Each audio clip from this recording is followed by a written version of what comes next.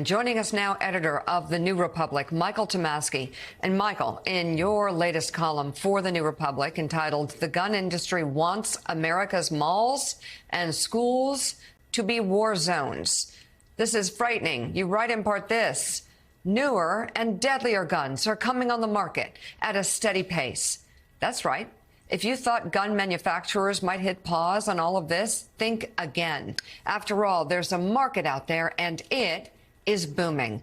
Last year, for example, saw the introduction to the U.S. market of the Sig Sauer MCX Spear, the civilian version of the U.S. Army's new XM7 rifle. It is, according to some reports, I read, twice as powerful as an AR-15. And it's specifically designed to tear through Kevlar or any other supposedly bulletproof material. This is the truth about where we are. The gun industry is bringing to market weapons capable of dispensing more death in more violent fashion. Republican members of Congress say it's in God's hands, not theirs, and malls and schools are war zones. There's only one logical conclusion to be drawn from all of this. This is the America gun manufacturers, the NRA, and right-wing politicians want. A country where we know that any trip to the mall involves a certain rolling of the dice. After all, that's freedom. So, Michael, in many ways, you see also a surge in gun sales after a mass shooting. I mean, This is backed up by a lot of different things. It's not even just that the guns are getting more dangerous and more violent, but I think a lot of people didn't know that they're actually making more, but there's a demand for them. And Joe and I even saw that out talking to folks while we were traveling after a recent school shooting. And we heard from parents who think they need to arm. They need more guns to solve this problem. You're right, Mika, and thank you. And the demand just grows and grows. The weapons get deadlier and deadlier. And look, I'm sure if we ask these people as individuals, do they want to see this happen? I'm sure they'd say all the right words, and I'm sure they'd say no. And they're saddened by this. But that's not the right thing for us to judge. Let's judge their actions. Let's look at what they do. You have a gun industry that keeps making more and more lethal weapons to satiate this, as I said, booming market. You have Republican politicians who say there's nothing we can or should do about this. This is freedom. This is freedom. That's what Greg Abbott said in 2021 when the Texas legislature passed the, open carry law without a license. So politicians say there's nothing we can or should do about this. And then when something like this happens, you have some politicians who say, as the congressman who represents Allen, Texas, said over the weekend on TV, we have to leave this to God. So what other conclusion are we supposed to draw?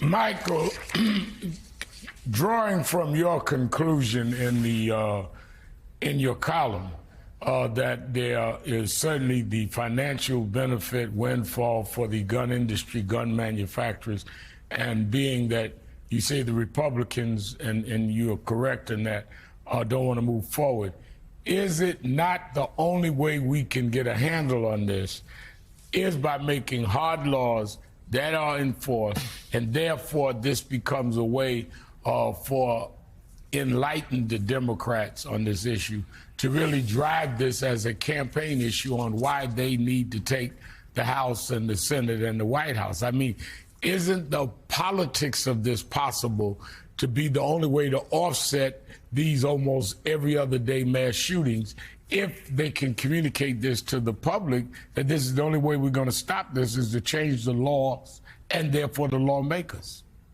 It's a great question, Al. And yes, this should be a big theme of the 2024 campaign from Biden and from all Democrats. And I've written before, with respect to the gun issue and other issues, I think the Democrats need to run a much more unified campaign. They need to try to explain to people, look, if you make Joe Biden president, fine, but if you put Republicans in charge of one or the other houses of Congress, nothing is going to happen. You want results on guns? American voters, you want something done about this, you're going to have to give the Democrats the run of the House, so to speak, and that's the only way anything's going to change here. So, Michael, you mentioned Republican Congressman Keith Self, who represents area around Allen, Texas, and he's facing criticism for comments he made pushing back against those who say that more than prayer is needed to combat gun violence. Let's all take a look. But many people argue that prayers aren't cutting it. Prayers are not preventing the next mass shooting. What is your response to that criticism?